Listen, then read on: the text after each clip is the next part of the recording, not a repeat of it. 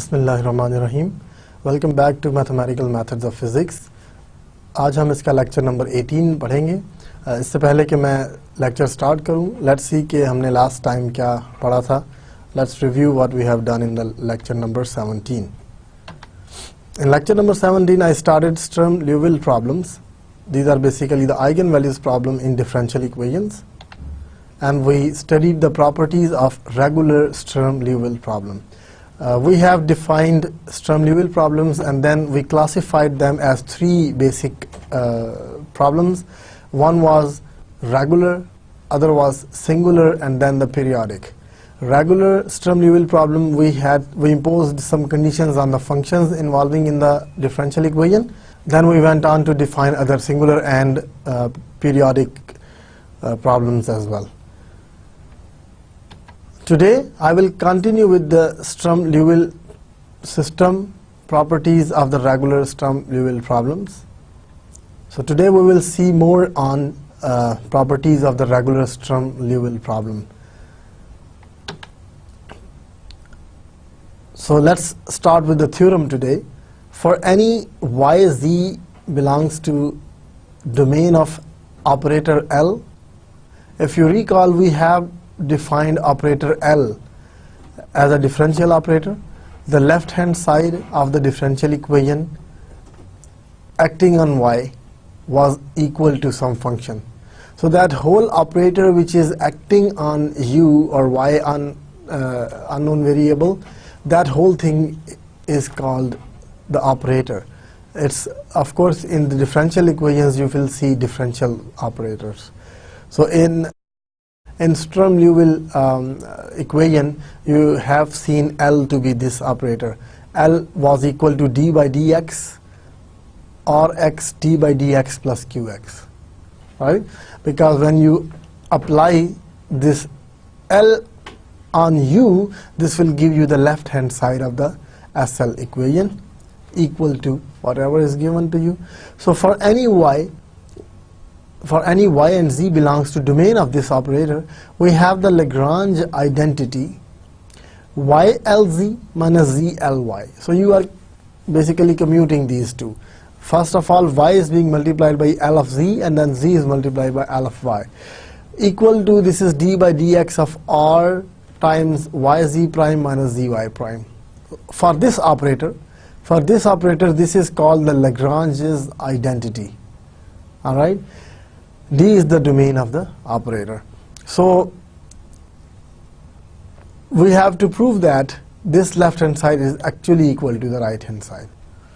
Using the definition of Sturm-Liouville operator, your L is this one. We have ylz minus zly. So if you, by taking this operator, if you calculate the left hand side, you will get this one y, and this is L of z. You see, z comes here, z comes here, minus z L y. So you applied L on y. All right. So now it is y d by dx of rx dz by dx plus y qx z. So this is qyz. Similarly, z d by dx r dy by dx, and then minus z qy. So I wrote qyz.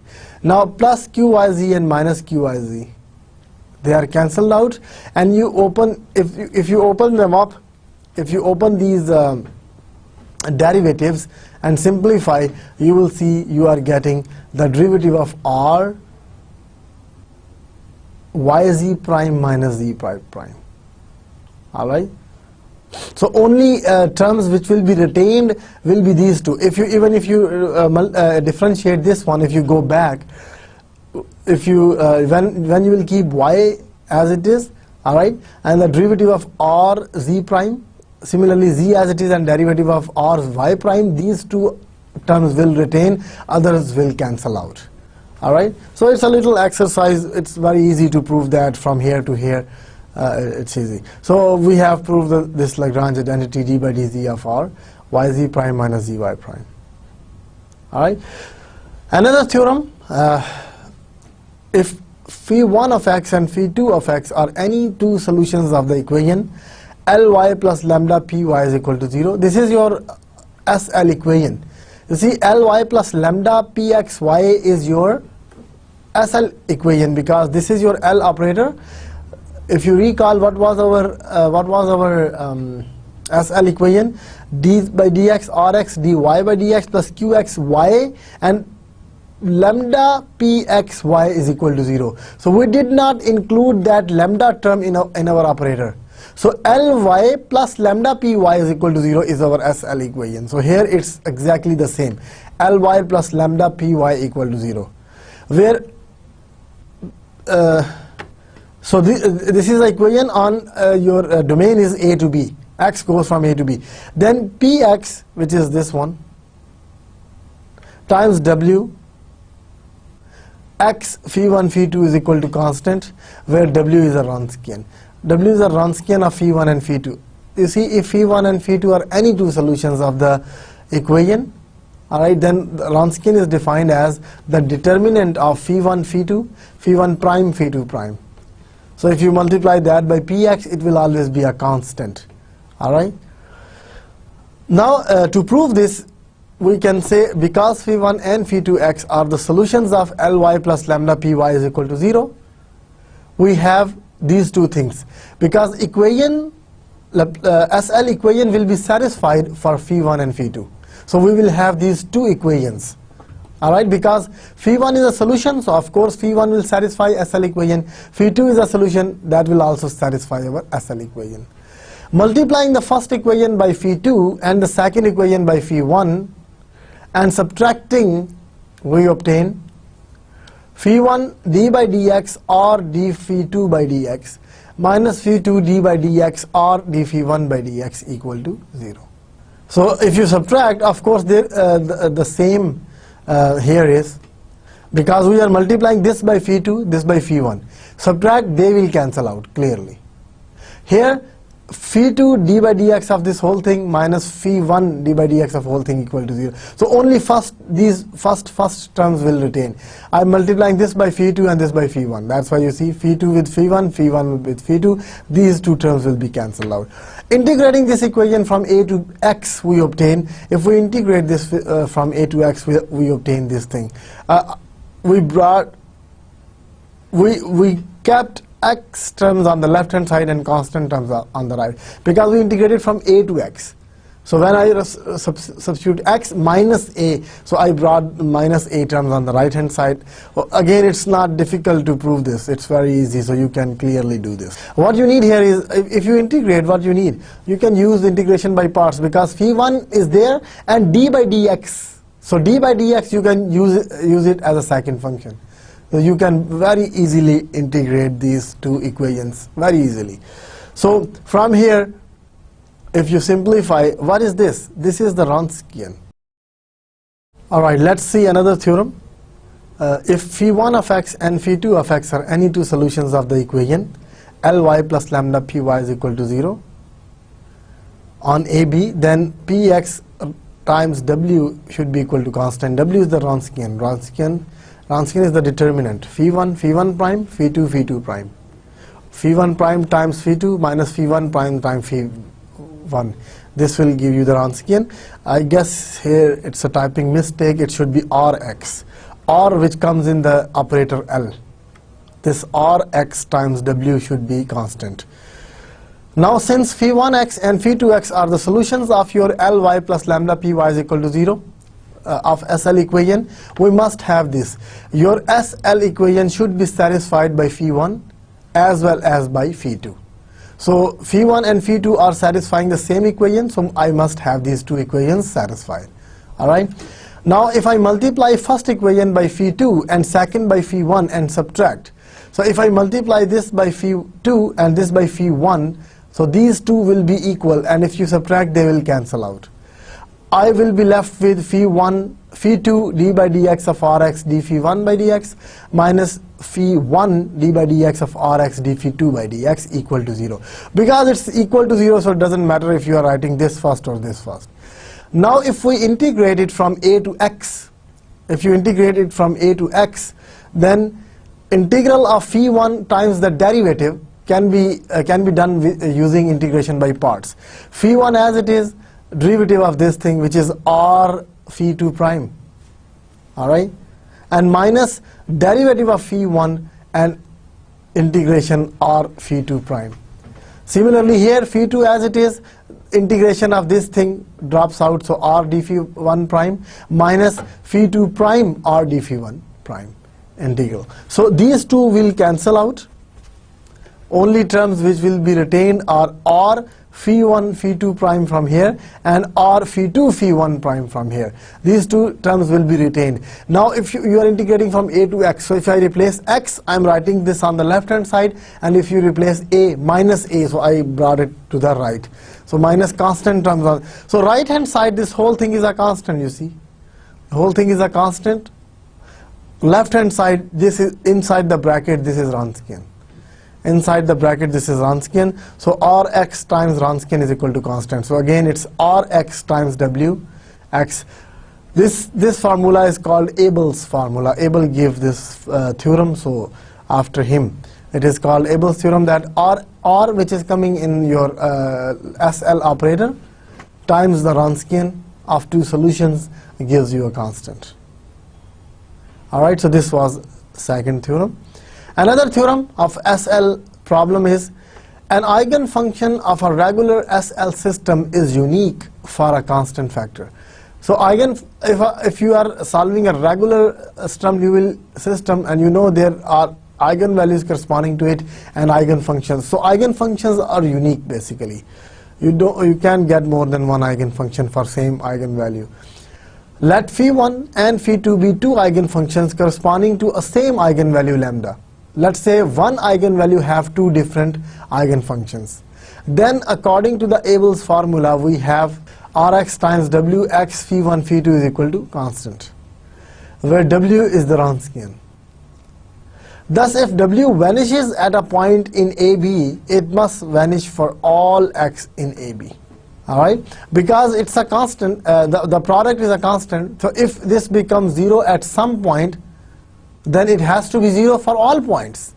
Alright, otherwise, because it's not a variable, this whole thing is a constant, so if it is a variable, you cannot keep that as a constant for all x values. If it becomes 0 somewhere, it means it is 0 everywhere. Since phi 1 and phi 2 satisfy the n condition at x is equal to a, of course, it's a SL problem, so if phi 1, phi 2 are the solutions of SL problem, it should satisfy the conditions as well. What are the conditions? A1 phi 1 of a plus A2 phi 2 prime of a is equal to 0. Phi 1 prime. This is phi 1 and phi 1 prime. This is phi 2 and phi 2 prime. Because first equation is for phi 1. Phi 1 satisfies the n condition at x equal to a. So A1 phi 1 of a plus A2 phi 2 of a is equal to 0. Similarly, at a you have phi 2 is also satisfying the same condition. So A1 phi 2 of a plus A2 phi 2 prime of a is equal to 0. So this is 1 and this is 2. Alright. Since A1 and A2 are not both 0, we must have, you know, the condition, homogeneous condition, we impose the condition that A1 and A2 cannot be simultaneously equal to 0. If they are not this is a homogeneous system, and we are saying that it does not have just a homogeneous solution.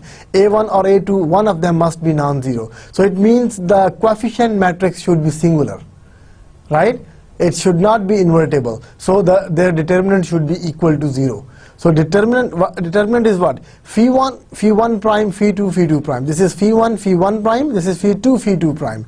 Again, it's a typing mistake, it's phi 2 and phi 2 prime is equal to W. Now it's clearly phi 1 prime, phi 2 prime is a Wronskian of phi 1 and phi 2 at A, not at x. So it's a Wronskian of phi 1 and phi 2 at the value x is equal to A, and this is equal to 0. If the Wronskian A is equal to 0, we know that we just said that if Wronskian becomes 0 at some point, it should be 0 at all points. Therefore, this Wronskian of x is equal to 0 for all x in AB, because it has become 0 at one point, which is a sufficient condition for the linear dependence of two functions. Whenever Wronskian is 0, identically equal to 0 for all x, it means that the Wronskian of two functions is 0, then those two functions are linearly dependent. From linear algebra you must know that, and in differential equation we also tell. At the beginning of the differential equation courses, when you solve second order differential equation with constant coefficients, we mention the linear dependence and independence as well. So if the Wronskian if two functions are linearly independent, their Wronskian has to be non-zero. If the Wronskian comes out to be 0, the functions are linearly dependent. Alright, so which is a sufficient condition for linear dependence of two functions, phi1 and phi2. Hence, phi1 differs from phi2 only by a constant factor. So basically they are unique. You see, C1 times eigenfunction and C2 times the same eigenfunction doesn't make them different, right? Because solution is just the variable part. We include constants later on by principle of superposition, right? So a constant factor is not a problem. The variable part, the structure of the function should be same for uniqueness. If it is a cosine x, it should remain cosine x. So C1 cosine x or C2 cosine x doesn't matter. Alright, so they only differ by a constant factor. So it means the eigenfunctions are unique. So we used this previous theorem to prove this theorem. Alright. So in the last lecture we studied SL problem and their properties. Today again we studied 3 theorems of SL problem. So now we have enough knowledge of SL equations. So now let's solve some problems, actual problems. Alright, so let's see some examples of SL equations where we can find eigenvalues and eigenfunctions. Find the eigenvalues and eigenfunctions of the problem d by dx of x dy by dx plus lambda by x y equal to 0 with these conditions. Then we went on to solve this example. Obtain the formal expansion of the function f where fx is equal to pi x square minus x square in the series of orthonormal eigenfunctions phi n of SL system. So here we will need to find phi n and then represent that as this as a series of those eigenfunctions. This is again the same question like this, but for the different boundary conditions. You see, dy by dx, this is the same SL problem, but our boundary conditions are different. So I'll be doing all these examples one by one.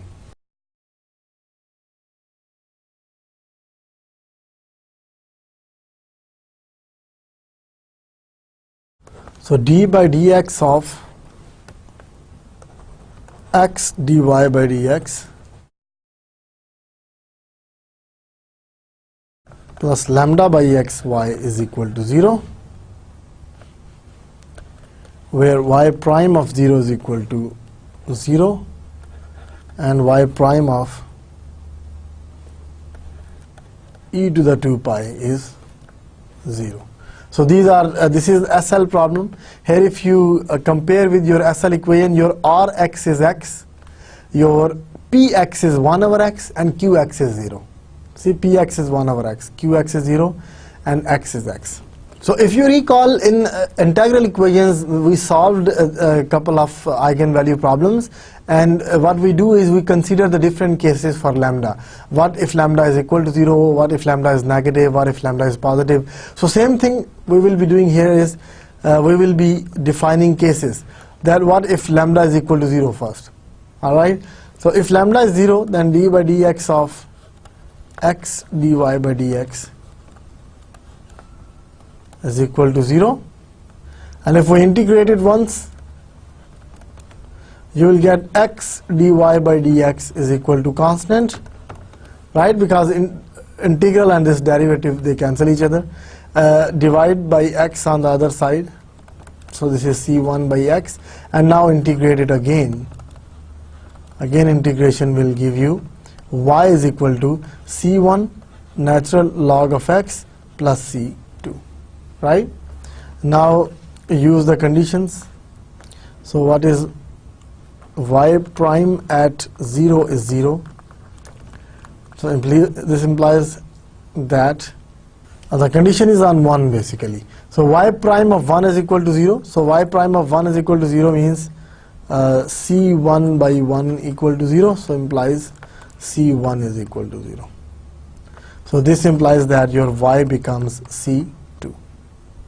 Alright, so this is your solution. So it means you have an I, because y prime at another point will give you C1 0 as well. Again C2, this y1 automatic. Now if you take the derivative, it is automatically equal to 0. So this is automatically satisfied now. Alright, so this is your solution. Y prime at other point equal to 0 also gives C1 equal to 0. So C2 is arbitrary. So C2 is arbitrary. So it means lambda is equal to 0 is an eigenvalue. So for lambda is equal to 0, your y is constant, right? Non-trivial solution. Constant doesn't mean 0, right? Non-trivial solution. So lambda 0 is an eigenvalue. Alright. Now case 2 is, so let's say we discuss another case, lambda positive. For lambda positive, what you have is d by dx of x dy by dx plus lambda by xy. Now we cannot integrate it directly. Of course, if I integrate here, what I will get here, because y is unknown. Alright, so let's simplify it. Take the derivatives. X as it is, the derivative of dy by dx is d2y by dx. The derivative of x is 1 and dy by dx. So I use the product rule of differentiation plus lambda by xy is equal to 0. Multiply by x throughout. If I multiply by x, I will get d2y by dx square plus x dy by dx plus lambda y is equal to 0. Now this is a Cauchy-Euler equation, right? Because the derivative and the power of the x is the same. You see dy by dx times x and d2y by dx times x square, and y has no x with it. So this is a Cauchy-Euler equation. If this is a Cauchy-Euler equation, we assume the solution of the form. So let y is equal to x to the power m be the solution. Then let's call it maybe 1 be the solution of 1. Then 1 should satisfy, then 1 gives, 1 should satisfy this by this xm. So x square times y double prime is m times m minus 1 xm minus 2 plus x times dy by dx, which is mxm minus 1 plus lambda y xm is equal to 0. Now you see x square times xm minus 2, it's xm. X times xm minus 1 is xm, and this is xm as well. So m times m minus 1 plus m plus lambda times xm equal to 0. So m square minus m plus lambda is equal to 0. Since xm is your solution, and this has to be non-zero because we are looking for non-trivial solution. So this solution is non-zero solution. Alright, so that's why we have, because this is not 0, so this should be equal to 0. So you got m square plus lambda is equal to 0. Alright, since lambda is positive, right, so m square is equal to minus lambda, this is negative. So I can write minus alpha square instead, right? Because it should be, lambda is positive, so I can call it, lambda is positive, I can call it lambda is equal to alpha square, right? Now you don't have to say that lambda is positive. Now you don't have to say that lambda is positive because alpha square is always positive. So m is plus minus iota alpha. So m is plus minus iota alpha. Therefore, your y is what? X to the iota alpha, let's say, right? And now this should not be our solution because iota is in the power. I should have real solutions. So for real solutions, what we do is we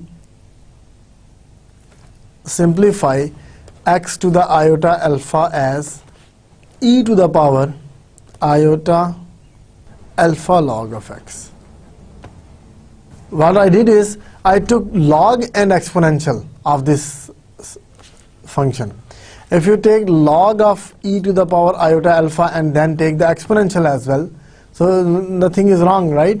Because e and log x, they cancel each other.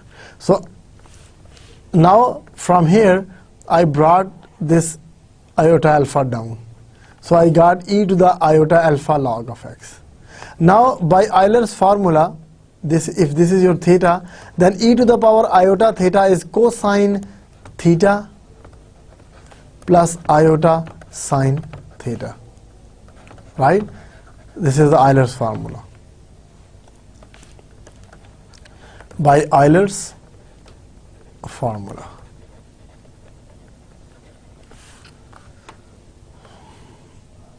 Similarly, that e to the minus iota alpha will give you the same thing. It will give you cosine minus alpha log x plus iota sine minus alpha log x, right? So doesn't matter, cosine of minus is cosine, right? And sine minus is minus sine, so minus iota sine alpha log x. So you see, what you are getting is you are getting the same functions, cosine alpha log x, cosine alpha log x, sine. This minus plus doesn't make any difference, alright? So therefore, our solutions, therefore y1 and y2 are cos alpha sine x and sine alpha. Therefore y1, the first solution is cosine alpha log x, and y2 is sine alpha log x. Alright, so their linear combination will be the solution. Therefore the solution is y is equal to c1 y1, which is cosine alpha log x, plus c2 y2, which is sine alpha log x.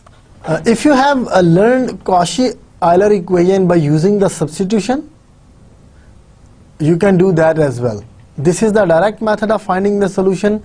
So the indirect method of finding the solution of Cauchy-Euler equation is you can convert your equation to constant coefficients. So what we can do is we can convert this to Cauchy-Euler equation, constant coefficients, by using a substitution. There is a substitution, x is equal to e to the power t. If you use this one, this will convert your equation to constant coefficients, and then you know how to solve the Cauchy. So that will convert your equation in t instead of x. So your answer will be equal in t, so then you can replace t by log of x and you'll get the solution. Alright, so if you have learned this way of solving Cauchy-Euler equation, you can do that. But this is the direct way. Take y is equal to x to the power m and get this auxiliary equation like this. Alright, so this is our solution. Now use the, so let's find y prime first, because the conditions are on y prime. So y prime is, the derivative of cos is sine, but the derivative of alpha log x is alpha by x. So this is minus c1 divided by alpha x cosine alpha log of x, and then plus c2 alpha by x. This is not by alpha x, this is alpha by x, right? And sine has cosine alpha log x.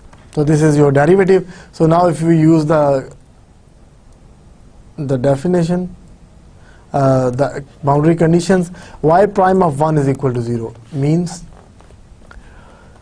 minus c1 alpha by 1 sine alpha log 1 plus c2 alpha by 1 cosine alpha log 1 is equal to 0. So log of 1 is 0, right? So sine 0 is 0, cos 0 is 1. So you will get c2 alpha is equal to 0. This implies that c2 is equal to 0 because alpha is non-zero. Alpha is non-zero, lambda is positive, alpha is non-zero here, right? So if alpha is non-zero, then c2 has to be 0. This implies that y is equal to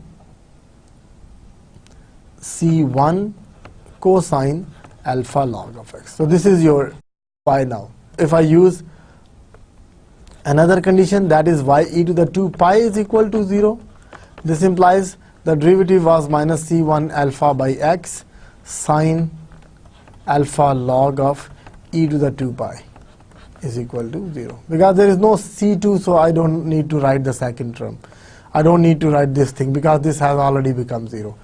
Now log and e cancel each other. You got sine 2 pi alpha. So you got, x is e to the 2 pi as well. I need to replace the value of x as well, right? Now this c1 alpha e to the 2 pi, nothing should be equal to 0. This should not be equal to 0 because alpha is already not equal to 0. c1 should not be equal to 0 for non-trivial solutions, right? Because c2 is already 0. So if c1 becomes 0, it gives you trivial solution. And e to the 2 pi is also not equal to 0. So this product is not equal to 0. This implies that sine 2 pi alpha has to be equal to 0. This should be equal to 0 then. Log and log cancel, you got alpha 2 pi.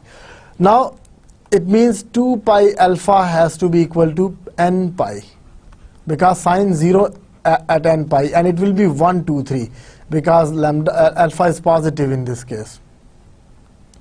Now alpha is n by 2. Right? Alpha is n by 2.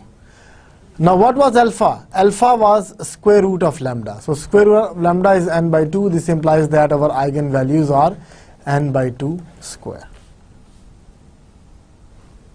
And what is y then? Then y is equal to c1 cos alpha, but alpha is n by 2. So I can replace cosine n by 2 log of x. All right, and if you want to write the coefficients, you can write maybe cn, 1 for each n. All right, but at the end, of course, we get all these things with them. So I got eigenvalues, eigenfunctions for lambda positive. Now case 3 is lambda negative. If lambda is negative, say lambda is equal to minus alpha square. All right.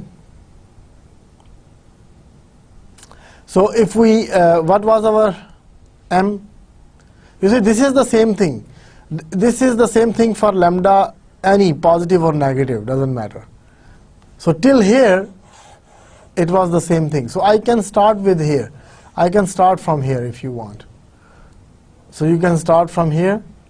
So m square is equal to minus lambda. So minus lambda is alpha square now.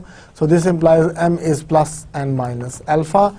Therefore, your y is equal to x alpha is 1 and plus c2 x to the minus alpha. So these are two solutions. Now, what is y prime?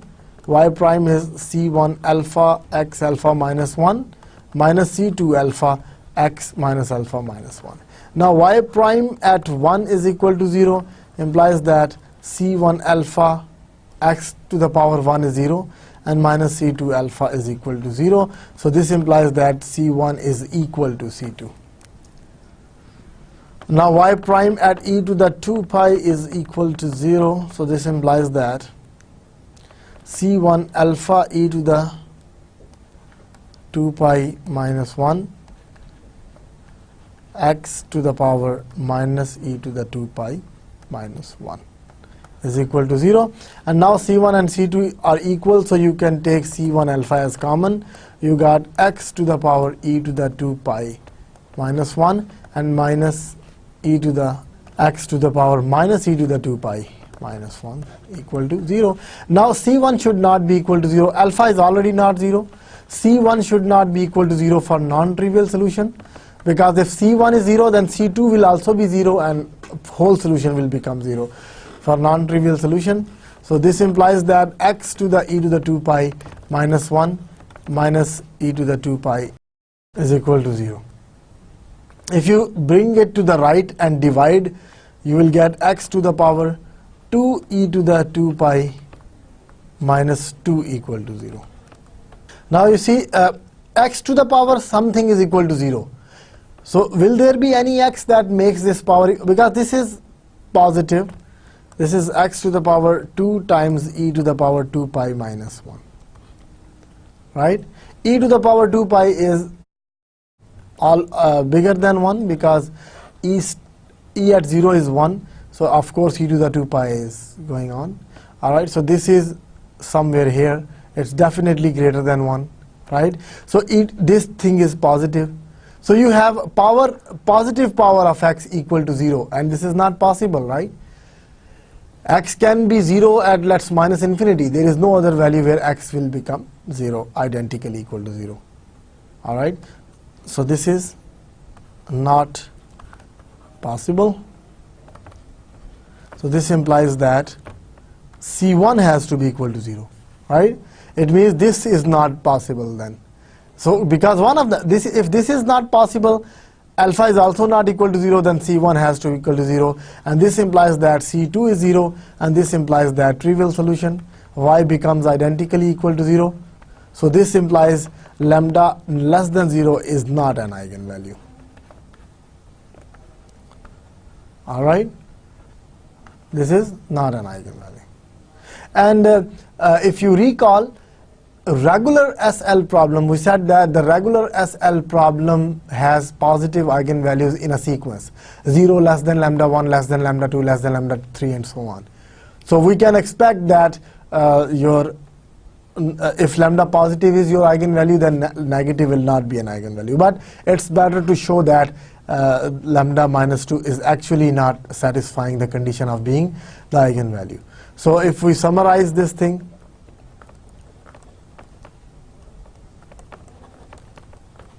I can write my lambda n is equal to n by 2 square, and eigenfunctions yn are cosine n by 2 log of x. And this was the case for n is equal to 1, 2, 3. Let's see if we can include 0 or not. Alright. So if I include 0,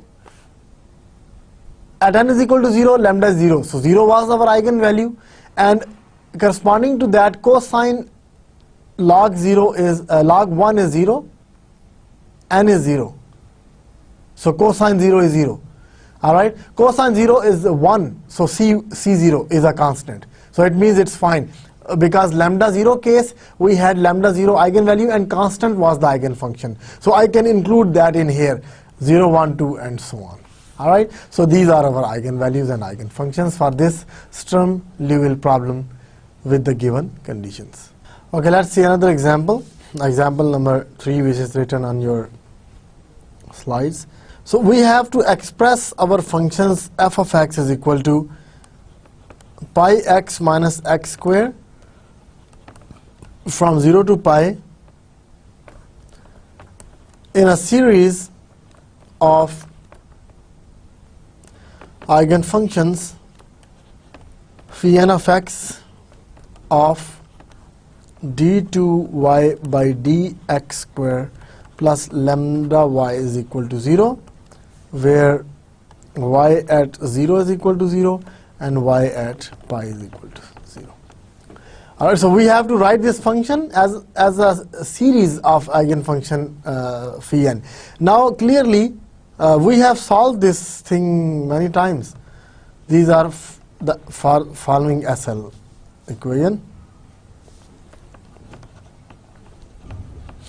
We have solved this boundary value problem many times. Now we are calling it SL problem. In integral equations we have done this when we were discussing the cases. This is exactly what y double prime plus lambda y is equal to 0, with y 0 equal to 0 and y pi equal to 0. So if you recall, I don't really need to calculate. Our lambda n was n pi by L, right? But here n pi by L is pi, so n pi by pi is n. Lambda was n square, and your eigenfunctions phi n of x are for y at 0 were sine eigenfunctions. When y primes are there, then cosine are the eigenfunctions. All right. So these were sine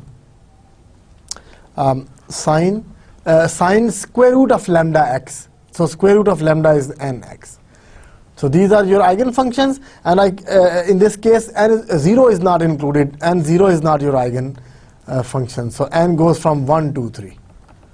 All right, for n. So these are your eigenvalues and eigenfunctions. We have solved it many times, so I don't need to spend more time on it. You can clearly, if you want to do it one more time, you can do it. You will see, you will get the same answer.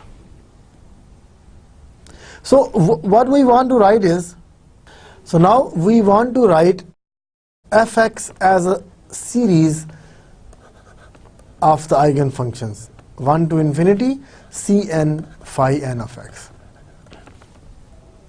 Right? So basically, fx is n goes from 1 to infinity Cn phi n x is just sine n of x. And our fx is pi x minus x squared. So we want to write this. Now this is the sine series, basically, Fourier sine series, right?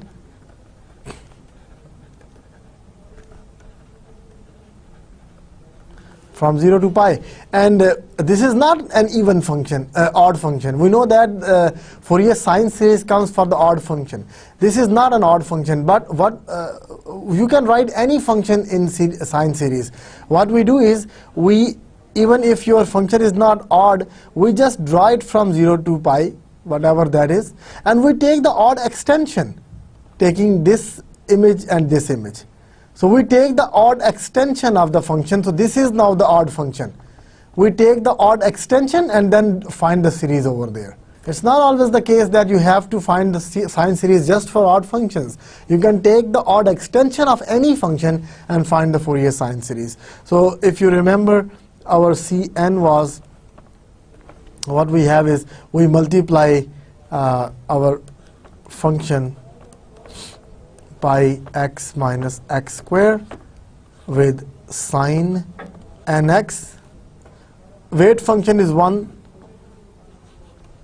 so don't need to write it, divided by the square of the eigenfunctions, sine square nx dx. And sine square nx is pi by 2. This expression is equal to pi by 2. So I can write 2 by pi outside. This pi by 2 will become 2 by pi, and 0 to pi x minus x square sine nx. So I need integration by parts for this one. So integration by parts gives me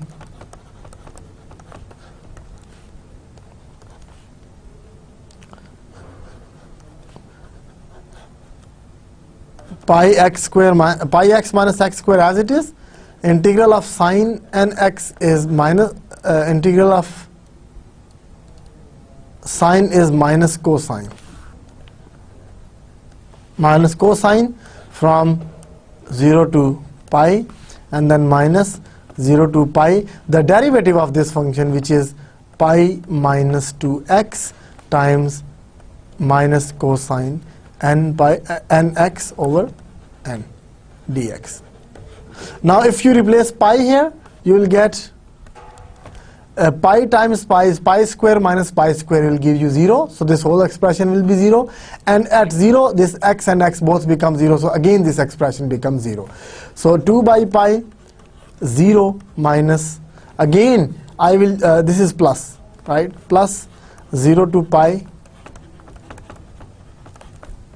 cosine nx dx. Plus 1 by n. I can bring the constants outside. Minus 1 by n comes outside, will become plus. Again, integration by parts. You got 2 by n pi. This is 2 by pi and 1 by n, 2 by n pi. And now pi by 2x as it is. And integral of cosine is sine nx by n from 0 to pi minus 0 to pi. The derivative of pi minus 2x is just minus 2, and sine nx over n dx. All right. So now if I replace sine n pi is 0 and sine 0 is also 0. So this first expression will again become 0 at both the points, and minus plus 2 and 2 by n plus 2 by n outside. What is the, now it's just sine nx dx. So sine nx dx has integral minus cosine nx dx. So just do it right here. instead of wasting one more step. So now cosine, I get 4 by n square pi n cube, 4 by pi n cube instead actually. So it's minus 4 by pi n cube, and we have cosine n pi at pi. So cosine n pi minus cosine 0 is 1. So this is what you got. Or you can write 4 times 1 minus cosine n pi divided by pi n cube. All right, so you can also write this as, sometimes people like it writing as this one, that instead of cos n pi they write minus 1 power n. All right, and here you see if n is even, it will become plus 1. So 1 minus 1 is 0. So C2, C4, C6, they are all 0. And C1, C2, C3 are 2 times, because for odd it is negative 1. So 1 minus minus 1 is plus 1. 2 times 4 is 8. So you can also write it like this, that C1 is 0 if n is even, and this is 8 by pi n cube if n is odd. So these are all 3 expressions which are equivalent, this and this. They are equivalent expressions. So therefore my fx is equal to sum of n from 1 to infinity Cn sine nx, or phi n of x, whatever you want to write. So because Cn is 0 for even and it's given for odd values, you can just write the non-zero values. You can write n goes from 1 to infinity 8 by pi n cube sine nx, but this is the case when n is odd, so you can mention it here that for odd values it is the case. Or you can write it like this as well, or you can write fx is equal to n goes from 1 to infinity. You can divide it into even and odd. You can write 2n minus 1 sine 2n minus 1x plus c2n sine 2nx. Now you don't have to write odd, because n equal to 1 will give you c1 sine 1x plus c2 sine 2x. n equal to 2 will give you c3 and c4, c5 and c6. So nothing is overlapping. So you can write now c2n minus 1, this is odd, so this is 0. And c2n, this is even. So I will get 8 over pi, n will be replaced by 2n. All right, so this will be sine 2nx. And here you see this 8 can be cancelled with this 2. So this is 1 over pi n cube, because 2 to the power 3 is 8. So you got this expression. So your final expression is n goes from 1 to infinity. C2n is 0. All right, so what I got is 2n minus 1 cube sine 2n minus 1 x. So this is your solution. So either write this one and mention that n is odd, or write just odd terms and n goes from 1 to infinity. Now you don't have to keep in mind that for n even I need to make it 0. No, just here of course n is odd means from 1 it will be 3, it will be 5. So you will, this sum is basically n is equal to 1, so 8 by pi 1 cube plus 8 by pi 3 cube plus 8 by pi 5 cube and so on. But here you don't need to worry about anything. N goes from 1 to infinity. 1 will give you 1, 2 will give you 3, 3 will give you 5, 4 will give you 7. So it's automatically giving you odd numbers. All right, so that's how we can. So it was exactly the same question, that finding the eigenvalues and eigenfunctions. All right, and then writing one function in terms of the series solution of the form of eigenfunctions. So it was exactly the same question asked differently. So let's see another example. This is again represent a function in terms of as a series of eigenfunctions. Fx is equal to a constant for 0 to 1, as a series of eigenfunctions of the following SL problem: y double prime plus lambda y is equal to 0, and y at 0 is equal to 0, and y at 1 plus 2y prime of 1 is equal to 0. All right, so this is a little different, and again this equation is familiar. We are familiar with this equation, but mixed condition, I think we haven't solved it yet. We did it for 0 0 case, we did it for y prime 0 case, and we did it for periodic conditions as well. But for these type of mixed, we didn't do it. So let's do it by again. It will be a good practice, of course. Let's do it for 3 different cases. So let's take case 1, when lambda is equal to 0. So if lambda is equal to 0, y double prime is equal to 0 implies that y is equal to c1x plus c2. Y prime is c1. So y at 0 is equal to 0 means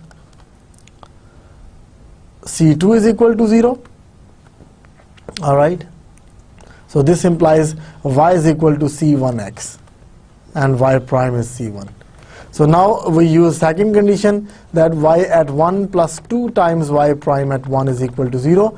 This means c1x plus 2 times y prime is again c1 is equal to 0. So this means c1 is 0. So this means that y is identically equal to 0, a trivial solution. Whenever we get a trivial solution, we don't, then our lambda is not an eigenvalue. So this implies that lambda is equal to 0 is not an eigenvalue. Case 2 is, let's take case 2, lambda negative. Lambda negative, so let's call it minus alpha square. Right? Say, because negative alpha square will definitely be equal to negative, where alpha is not equal to 0. All right. So now, so this implies your auxiliary equation of the equation is m square plus lambda equal to 0. So m square is equal to negative lambda. Negative lambda is negative positive alpha square. So m is equal to plus and minus alpha. So this implies your y is equal to c1 e to the power alpha x plus c2 e to the power minus alpha x. All right. So y at now your first boundary condition is y0 is 0. So it means c1 plus c2 equal to 0. So this implies that c2 is equal to minus c1. Therefore y is equal to c1 e to the alpha x minus c1 e to the minus alpha x. All right. So now y1 plus 2 times y prime of 1 is equal to 0. So y of 1 is c1 e to the alpha minus c1 e to the power minus alpha plus 2 times y1 prime. Y1 prime is c1 alpha e to the alpha, at 1 it's 1, and minus minus plus c1 alpha e to the minus alpha, and x is 1 is equal to 0. Now you have 2 things. One is c1 e to the alpha minus e to the minus alpha, and one is 2c1 alpha is e to the alpha plus e to the minus alpha. This is what you got. If we write in terms of e alpha and e minus alpha, that would be better, I guess. So combine the terms with e alpha and combine the terms with e minus alpha. If we do that, it is c1, 1 from here, and minus 2 alpha from here, e to the alpha, and plus again c minus, let's take minus c1, so it's again 1 and minus 2 alpha. Is it minus or plus?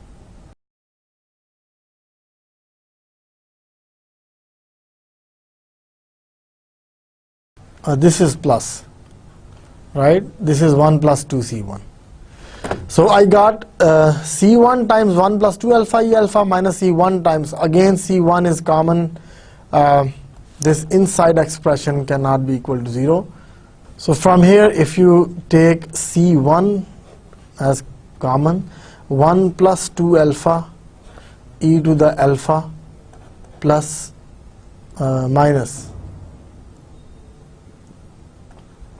1 minus 2 alpha e to the minus alpha is equal to 0. Alright, so this is what I will get. Now from here, if C1 is equal to 0, I will get a trivial solution, but if C1 is not equal to 0, just keep this to be non-equal to 0 for non-trivial solutions. Then 1 plus, if C1 is not equal to 0, then 1 plus 2 alpha e to the alpha minus 2 alpha e to the minus alpha is equal to 0.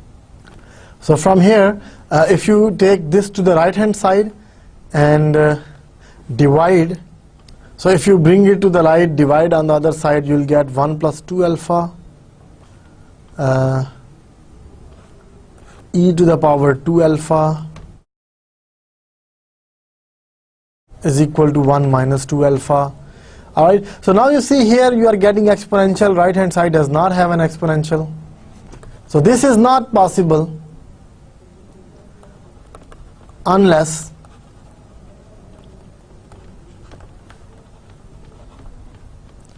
alpha is equal to 0.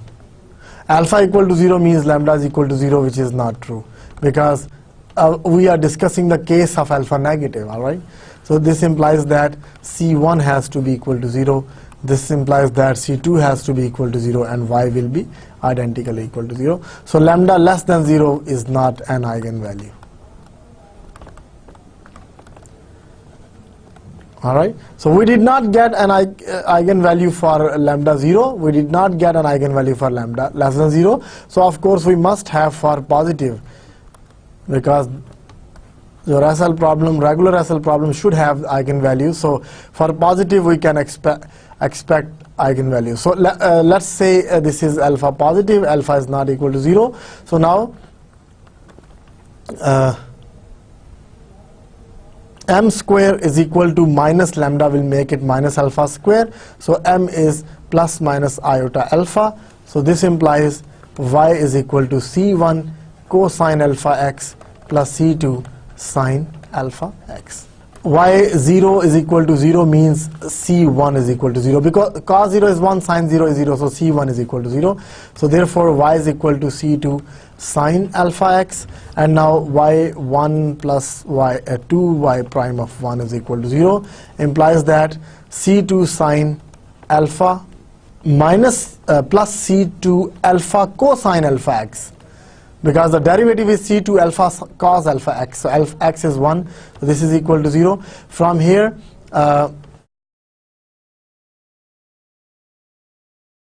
c2 is common, 0. So of course c2 should not be equal to 0 for non-trivial solutions, so it means sine alpha has to be minus cosine alpha. If you divide cosine alpha here, it is tangent alpha is equal to minus alpha. Of course we cannot solve it for alpha algebraically. We can definitely use graphical method to solve it. Alright, so here because it's tan alpha thing, tan alpha is equal to alpha, I don't know how to solve it, because this is unknown, this is unknown. Alright, this is a mixed equation, right side is algebraic expression, left side is sinusoidal expression. Tan alpha is equal to alpha, so it's not possible, it's not easy to solve it. There is 2 as well here. See 2y prime, so it is 2. So it is 2 alpha. Tangent alpha is equal to negative 2 alpha. So here, if I draw, let's say tangent alpha is something like this, right? Between minus pi by 2 and pi by 2, and then from pi by 2 to 3 pi by 2, it again goes like this, right? These are the graphs of tan, right? And graph of minus 2 alpha is this, right? Like this. This is the graph of minus 2 alpha. These are the graphs of tangent alpha. All right. So these intersections give you the eigenvalues. Here another graph is going like this. So these intersections give you the eigenvalues. So let's call these intersections beta 1, beta 2, and so on. All right. So what I can say that this implies that alpha is equal to beta n. Alpha n is equal to beta n, where beta n are the intersections of tangent alpha and minus 2 alpha graphs. So alpha n is square root of lambda n, so lambda n will be equal to beta n square. All right. So these are your eigenvalues, and your eigenfunctions will be yn will be sine beta n x. All right. So these are your eigenfunctions and eigenvalues. And goes from 1, 2, 3, and so on.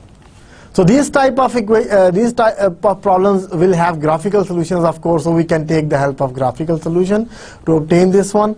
So after that, we can write our function. We can write fx in terms of our eigenfunctions, and goes from 1 to infinity Cn sine beta nx. All right. And clearly you can write Cn as fx sine beta nx from 0 to 1, and divided by 0 to 1 sine beta n sine square beta nx dx. So this will be your solution. All right. So that's it with this example. So we have seen 3 examples for the SL eigenvalue problem. So we have seen 4 examples of the SL problem. We rigorously solved them. First was this example with the simple y prime equal to 0. We have solved them before as well. Then I solved this 3rd example and the 4th one.